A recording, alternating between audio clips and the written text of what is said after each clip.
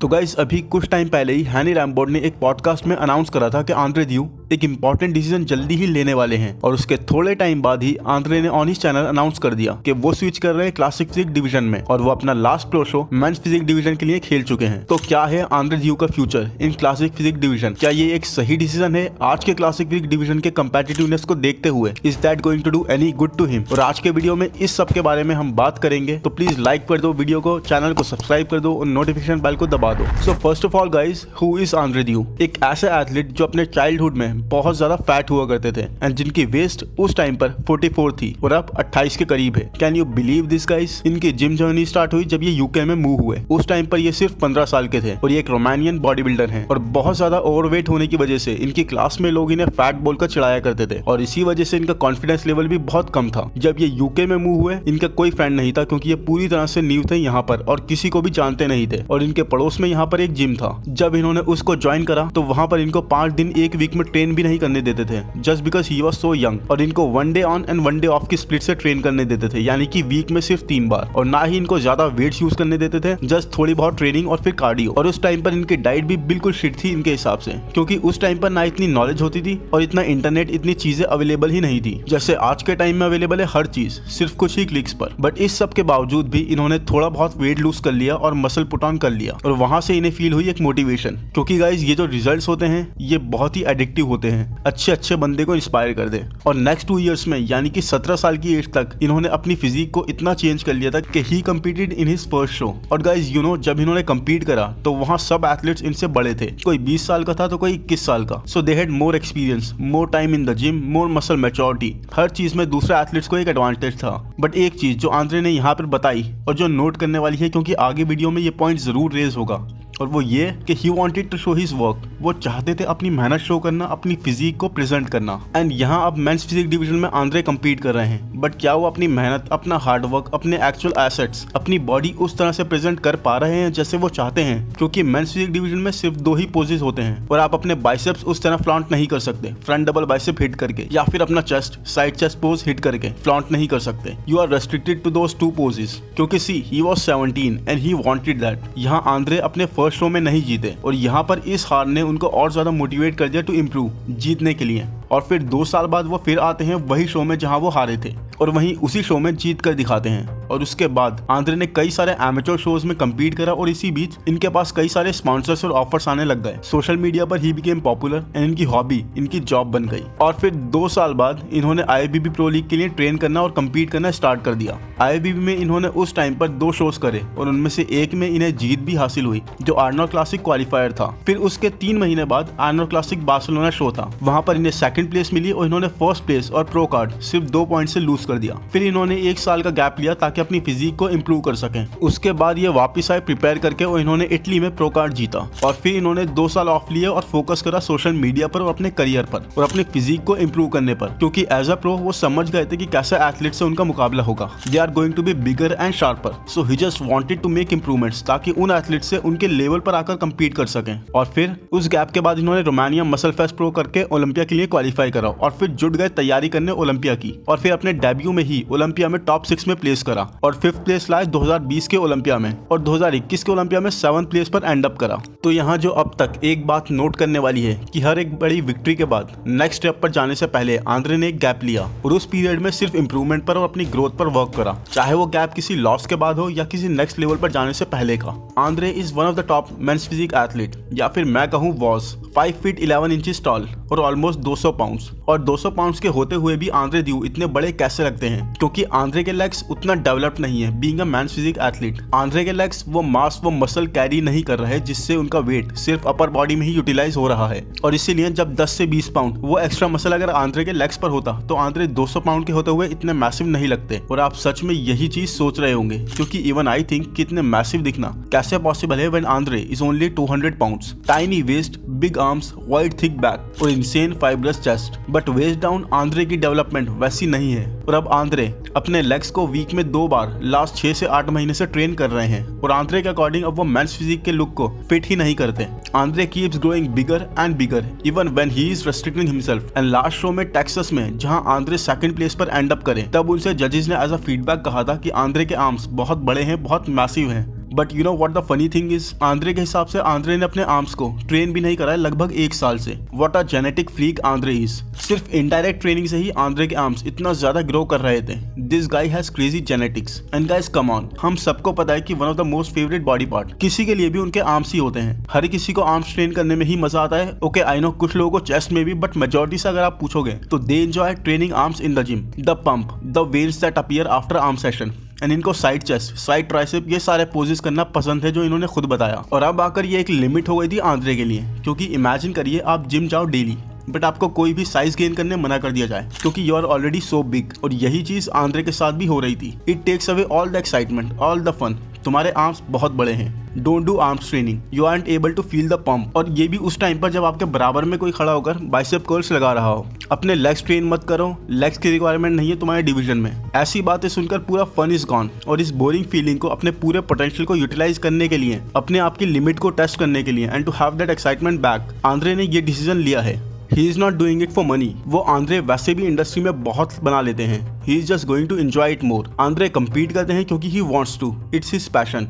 वो एंजॉय करते हैं कम्पीट करना एंड इसीलिए he wants to improve, he wants to enjoy it. Body builders को जिस तरह की अमाउंट मिलती है उससे Andre is not making a living, बल्कि यूट्यूब एड रिवेन्यूज, स्पॉन्सरशिप्स और ब्रांड प्रमोशन से। And trust me guys, he is just a crazy insane specimen. Andre बिना कम्पीट करे भी is not going to have any issue living the kind of life he is living. और Hany के according Andre loves to pose, he really loves to. और men's physique में compete करने के लिए आंद्रे को बहुत ज्यादा रेस्ट्रिक्शंस लग रही थी और वो इतना इस चीज को एंजॉय नहीं कर पा रहे थे। तो बॉडी बिल्डिंग पोजेस और क्लासिक फिजिक पोजेस आंद्रे को लगता है उनकी बॉडी को ज्यादा अच्छे से प्रेजेंट करते हैं। और हैनी लेट आंद्रे डिसाइड। हैनी सजेस्टेड कि मैंने आंद्रे से पूछा क्या तुम लेग्स भी ट्रेन कर पाओगे, क्या तुम ये पसंद करोगे, to which he said yes. तो आंद्रे के लिए एक चैलेंज होगा और आंद्रे ने इसको एक्सेप्ट करा। और आंद्रे के अपने हिसाब से उन्हें पता है कि इस डिवीजन के लिए he needs to put in a lot of work, especially अपने लेग्स में। I'm also just so tired of people telling me like, oh, Andre doesn't have legs, Andre doesn't train legs, Andre this, Andre that. Like, here you go, I train legs. और इस announcement के according 6 से 8 महीने से legs को train करने का मतलब सिर्फ एक ही है गाइस, और वो ये है कि ये एक वेल थॉट डिसीजन है, क्योंकि मेंस फिजिक डिवीजन में लेग्स जज ही नहीं करे जाते, बट किसी भी दूसरे डिवीजन में दे आर। और 6 से 8 महीने में काफी नहीं है अपने बॉडी पार्ट्स को उस लेवल तक इंप्रूव करना, उस लेवल तक ग्रो करना जो आज के टाइम पर स्टेज पर एथलीट्स लेकर आ रहे हैं। वो मसल मैच्योरिटी ही नहीं आएगी, वो डेप्थ ही नहीं बनेगी मसल में। जो मसल सेपरेशन और मैच्योरिटी आंद्रे की अपर बॉडी में दिखती है, वो लोअर बॉडी में साइज पुट ऑन करने के बाद भी आने में टाइम लगना है। एंड यस, 6 से 8 महीने में ही आंद्रे एक अच्छा डिफरेंस देख रहे हैं, but it's more like a major percentage of gains और growth is to be realised. वो अभी आनी बाकी है, अभी तो ये एक सिर्फ स्टार्ट हुई है।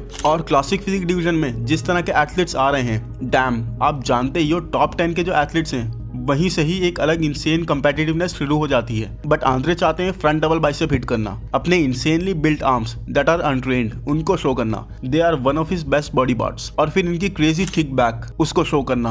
अब पूरा एक ट्रेनिंग रूटीन, पूरा एक डाइट स्ट्रक्चर, हर एक चीज चेंज हो जाएगी। और अब ये एक्साइटेड हैं, he is going to feel good, now he can train arms in the gym. Grow कर सकते हैं अपने हर एक बॉडी पार्ट को इंक्लूडिंग लेग्स, वर्क कर सकते हैं अपने हर एक बॉडी पार्ट पर। आंद्रे अपनी फिजिक, अपने मसल्स, अपने स्ट्राइशंस उस तरह दिखाना चाहते हैं जैसे ही वांट्स टू। और मेंस फिजिक डिवीजन में आंद्रे को लगने लगा था कि आर्म्स की तरह ही अगर आंद्रे ने अपनी बैक पर और चेस्ट पर भी थोड़ा सा भी और थिकनेस ऐड कर ली तो उन्हें चेस्ट और बैक के लिए भी जजेस आर्म्स की तरह ही बोल देंगे। अब क्वेश्चन ये बनता है कि क्या क्लासिक फिजिक डिवीजन के स्टेज पर आंद्रे अच्छा परफॉर्म कर पाएंगे? How Andre is going to perform? तो एग्जाम्पल से बात करते हैं। ब्रियन एंसली, इनकी हाइट है 5 फीट 7 इंचेस और इसीलिए वो 185 पाउंड 185 पाउंड तक का ही वेट पुट ऑन कर सकते हैं, which is less than even 212 guys. अब देखिए टेरेंस रफिन की हाइट 5 फीट 5 इंचेस एंड कभी कभी इनकी हाइट 5 फीट 6 इंचेस भी मेजर होती है। सो टेरेंस के पास सिर्फ 175 से 180 पाउंड तक मसल अपने फ्रेम पर होल्ड करने का ही स्कोप है। नाउ बात करते हैं आंद्रे दियो की हाइट की, जो की है 5 फीट 11 इंचेस से थोड़ी सी ज्यादा।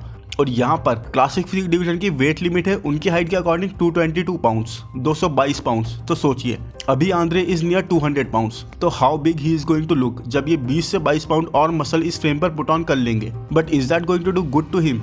कई बार कई सिनेरियोज में देखा गया है कि साइज की वजह से एथलीट्स अपना एक जो नेचुरल शेप होता है, नेचुरल फ्रेम होता है, वो रूइन कर लेते हैं। अभी he has a very aesthetic structure, very athletic frame, एक मॉडल जैसा। बट वी ऑल नो कि वो नेक्स्ट 20 से 22 पाउंड सिर्फ आप अपने लेग्स में गेन करो, ये नहीं हो सकता। This is not how it works, और होना भी नहीं चाहिए, क्योंकि अगर मेंस फिजिक में आंद्रे वाज फीलिंग रेस्ट्रिक्टेड कि अपने हिसाब से वो ट्रेन ही नहीं कर पा रहे थे, तो क्या यही रेस्ट्रिक्शंस वो यहाँ भी फील नहीं करेंगे कि सिर्फ लेग्स में ही मसल गेन करें और ऊपर के अपर हाफ को पुश ही ना करें? अब यहाँ पर पर क्रिस बमस्टेड के पास जो एडवांटेज है गाइस उसकी बात करते हैं। क्रिस बमस्टेड की हाइट पहले कभी स्टार्टिंग डेज में जब मेजर करी जाती थी तब आती थी 6 फीट एंड 3/4, मतलब 6 फीट 1 इंच से कम। तो उनके पास जो स्कोप रहता था वो था 230 पाउंड का। और अब पता नहीं कैसे रिसेंट कुछ ईयर्स से क्रिस की हाइट मेजर होती है a little bit more than 6 feet 1 inches. तो इस हिसाब से क्रिस के जितने भी कंपेटिटर्स हैं जैसे रामोन डिनोबी जो 5'11" के हैं वो भी सिर्फ 222 पाउंड तक की वेट अपने फ्रेम पर कैरी कर सकते हैं, जबकि Chris can hold up to 240 pound 6 feet 1 inch से थोड़ा ऊपर होने की वजह से। Isn't it amazing? Derek Lunsford का स्टेज वेट था 230s में और हार्डी का भी आई थिंक 240s में ही रहा होगा, और क्रिस एक क्लासिक फिजिक डिवीजन के एथलीट होते हुए भी 240 पाउंड तक वेट कैरी कर सकते हैं। वो बात अलग है कि क्रिस के पास इस साल भी वे इन के बाद 15 पाउंड तक का बफर बचा था, तो उसके बाद उन्होंने कार्ब लोडिंग वगैरह करी होगी टू कम फुलर। तो आई थिंक स्टेज पर वो 230 पाउंड के आसपास ही रहे होंगे। और नेक्स्ट ईयर अभी भी उनके पास काफी स्कोप है जिससे वो और भी ज्यादा मसल कैरी करके नेक्स्ट ईयर आ सकते हैं। नाउ क्या ये फिजिक, ये फ्रेम क्रिस बमस्टेड को चैलेंज कर सकता है, जीत सकता है क्रिस बमस्टेड से? और जब आप देखोगे आंद्रे की मसल क्वालिटी, मसल मैच्योरिटी को, then I feel yes, Andre is the closest bet to beat Chris Bumstead. और एक हार्ड टाइम देने के लिए, जीतने के लिए नहीं गाइस, हार्ड टाइम देने के लिए। बट अभी नहीं, एक काफी अच्छा टाइम इसमें लगना है। सो गाइस अगर यहाँ हम आंद्रे दियो की पोजिंग देखें तो yes, he has all the thickness in एक amazing frame.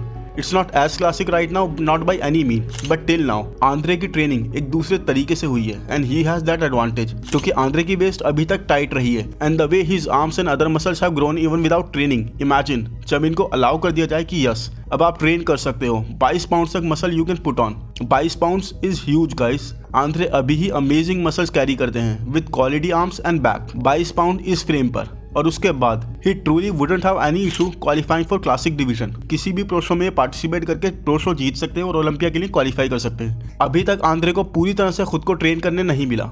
He has not unlocked his full potential.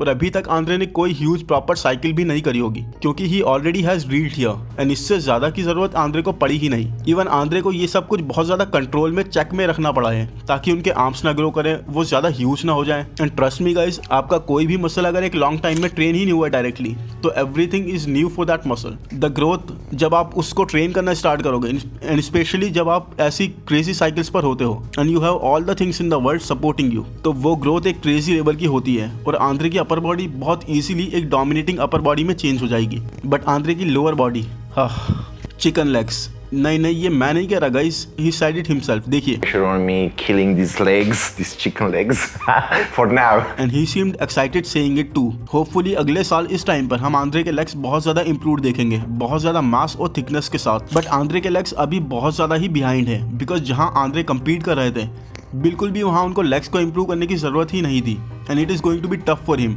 Yes, he still have the abundant supply of all those PEDs and training और एक insanely driven coach, but जितना time इस point से Andre को लगना है उस लेवल तक ग्रो करने के लिए with everything combinely, that is not less. Muscle add करना, थिकनेस ऐड करनी, muscle maturity which takes time, quality of the muscle. So इस साल तो honestly speaking I really don't see him having legs to the Olympia level, और बहुत ही मुश्किल है अगर किसी प्रो शो में भी आंद्रे इस साल कम्पीट कर ले, क्योंकि जैसे हमने आंद्रे की स्टार्ट जर्नी में बात करी थी, ही वॉज हैविंग गैप्स, वो टाइम ले रहे थे हर बड़े शिफ्ट से पहले। इसी तरह आंद्रे के लिए ये भी एक बहुत बड़ा शिफ्ट है। तो आंद्रे को स्टार्ट से ही पता है कि हाउ इंपॉर्टेंट इंप्रूवमेंट इज, क्योंकि स्टार्ट से ही उनका माइंडसेट हमें ये दिखा है कि ही नेवर रश्ड इन, कि ठीक है let's compete for the sake of competing. No, इन्होंने हमेशा अपने आप को टाइम दिया इंप्रूव करने का, और एक्चुअल में अपनी फिजिक से, अपनी डेवलपमेंट से कंटेंट होने के बाद ही कम्पीटेड। और इस बार भी आंद्रे वही करेंगे, क्योंकि आंद्रे के लेग्स ही नेगेटिव पॉइंट या थोड़ा पुल बैक करने वाला पॉइंट आंद्रे की फिजिक में अभी रहेगा। जैसे अगर आप यहाँ देखोगे तो आंद्रे की स्वीप्स और वो थिकनेस, वो साइज अभी बहुत दूर है and it would take some time. Tall होने की वजह से आंद्रे के पास जो एडवांटेज है ज्यादा वेट कैप हिट करने का, ज्यादा साइज पुट ऑन करने का, वही आंद्रे को यहाँ थोड़ा सा पुल भी करेगा। क्योंकि let's take an example, Brandon Curry का upper frame is so dominating and huge और एक अमेजिंग सेपरेशन और शेप प्रेजेंट करता है।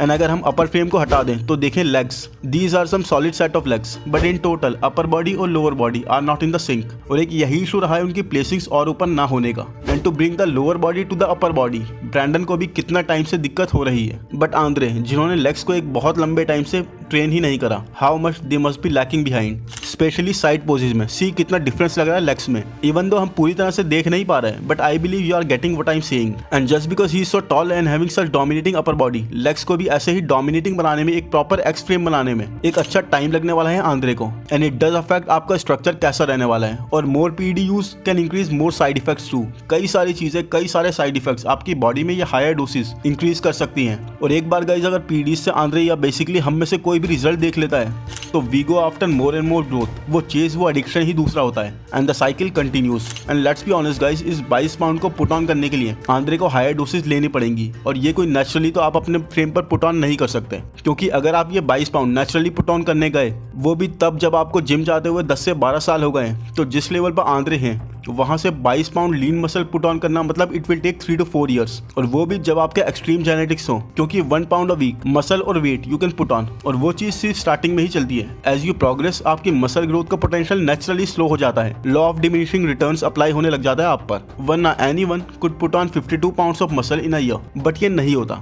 Our body और genetics have limits, and जब तक आप नए हो जिम में तब तक आपका वो टाइम है जब you can maximize on your potential.